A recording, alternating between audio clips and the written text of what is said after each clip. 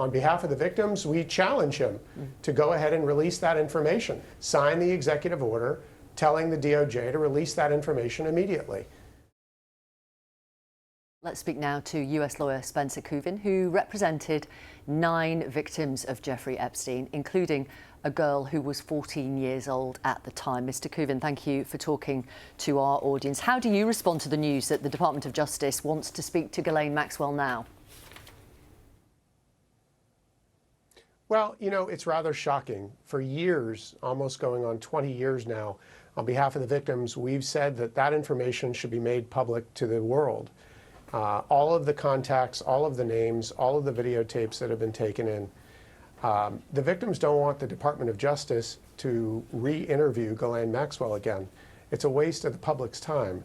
What the victims actually want is for the release of the information that they already have. We're aware that there are thousands of hours of videotapes that were taken inside of Epstein's various homes, mansions, from Manhattan to Palm Beach to the Virgin Islands.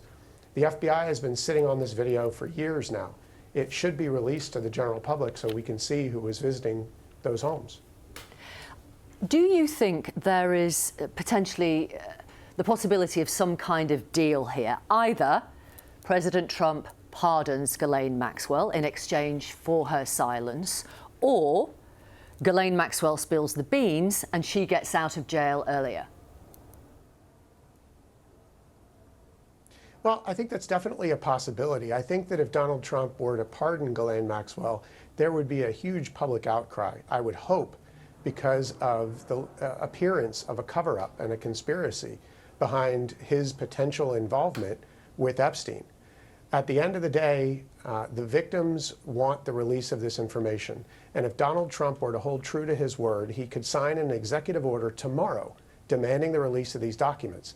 Either he won't do that, or he doesn't have the power to do that. Well, he does have the power, though, doesn't he? Well, I think he does. But, you know, on behalf of the victims, we challenge him to go ahead and release that information. Sign the executive order telling the DOJ to release that information immediately. So either he has the power or he doesn't have the power, but do it so that that information gets out to the public. Ghislaine Maxwell didn't take the stand at her trial. I believe that you actively want her to testify publicly. What do you want to hear from her? The victims want her to be able to testify in an open proceeding before Congress so that the world can see what she has to say. And hopefully, Ghislaine Maxwell, if she's honest about her testimony before Congress, she would talk about the additional victims and the people that were provided girls from the mansion, the deals that were struck between very wealthy individuals and Miss Maxwell and Mr. Epstein to trade sex and women for favors and, in some circumstances, money. I don't know if you know, but a former lawyer of Epstein's has said of Ghislaine Maxwell that she knows everything, quote unquote. She arranged every single trip with everybody. Do you agree with that?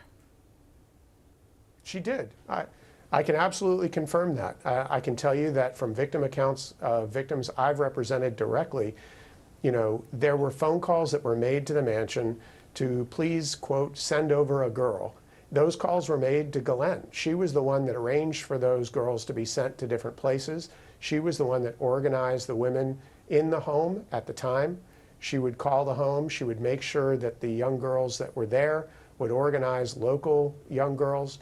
She would be in the car pulling over and stopping and talking to young girls and organize those girls both for Epstein and for others.